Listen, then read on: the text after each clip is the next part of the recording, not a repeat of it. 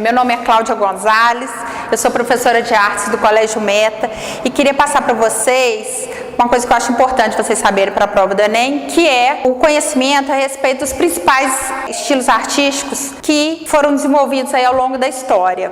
Lembrando que quando a gente vai estudar os estilos artísticos, a gente não pode pensar só em pintura e escultura. Tem que pensar em teatro, dança, música, cinema. Eu listei principais estilos artísticos. Começa lá pela pré-história, na arte rupestre, a arte desenvolvida na pré-história, todas as suas manifestações. Depois, a arte grega.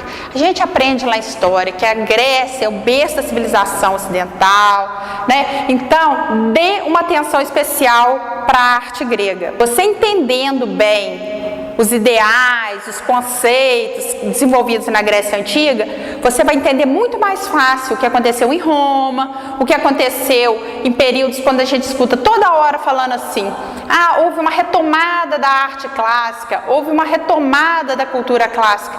Então, quando você estuda a arte grega e a arte romana, você está entendendo bem o que é essa arte clássica, que aí você consegue identificar muito melhor outros períodos, outras manifestações artísticas que vieram posteriormente. A arte românica, já no período pós-invasão bárbara, pós-dominação bárbara na Europa, né, que é a primeira retomada de valores da arte greco-romana, né, da arte clássica.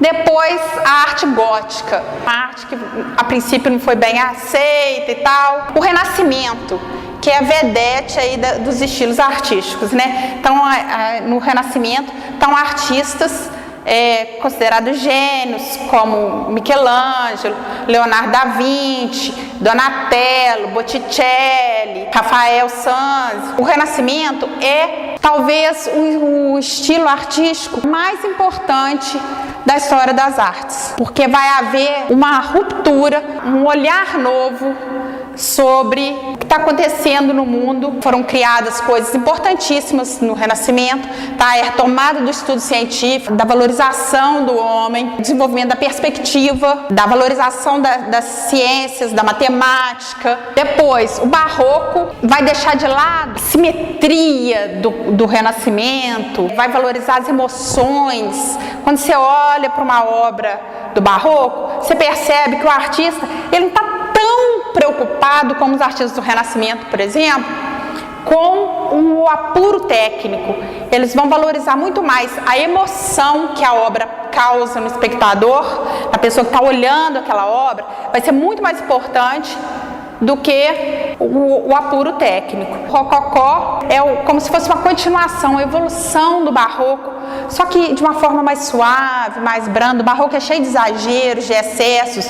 O Rococó já é mais suave, com as cores mais claras, uns temas mais leves. O neoclássico e o romantismo, o realismo são bastante importantes também. O impressionismo e o pós-impressionismo. O impressionismo, que também foi o estilo que abriu a porta para a arte moderna, por assim dizer, não é considerado um estilo da arte moderna, mas foi o precursor, foi quem vislumbrou, olhou pelo buraquinho da fechadura a arte moderna. E os artistas do pós-impressionismo são aqueles artistas seguindo os conceitos do impressionismo, os mesmos pontos de valorização da luz que incide sobre as cores, só que eles foram criando um estilo próprio, pessoal, único. Exemplos de artista: Vincent van Gogh, por exemplo. Ele não é impressionista, ele é pós-impressionista. Ele começa como impressionismo, mas ele se distancia do impressionismo.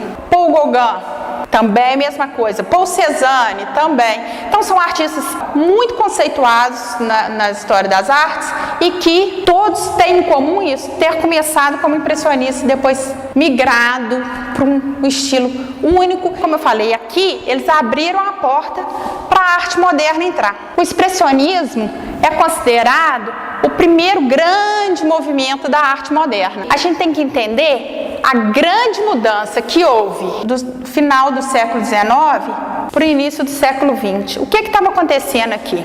O capitalismo começa a se consolidar, há um aumento da industrialização, começam os primeiros movimentos sindicais, tem mudanças políticas imensas, sociais e políticas, tem a Primeira Guerra Mundial, começa a se desenvolver o fascismo na Itália, o nazismo na Alemanha, posteriormente a Segunda Guerra Mundial, quer dizer, o mundo estava fervendo nesse início de século, nas primeiras décadas do século XX.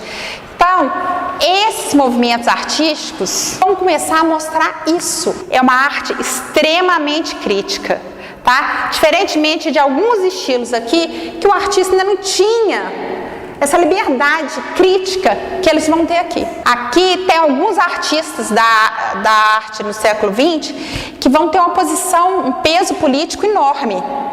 Tá? Então isso é bem importante de você focar durante o seu estudo. Vão ter aí o expressionismo, o cubismo, o fauvismo, abstracionismo, dadaísmo, surrealismo. Peguei a op art, a pop art e a arte contemporânea. Você tem que dar uma olhada no que está acontecendo agora também. Procure pesquisar na internet o que está acontecendo na arte agora, os grandes nomes da arte agora.